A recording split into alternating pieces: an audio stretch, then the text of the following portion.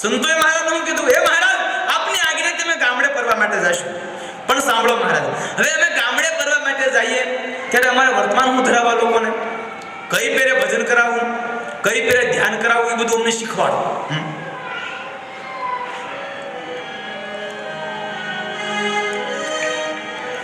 તે કેવી રીતે અમે વર્તીએ, વળી કેવો રાખીએ વેશ.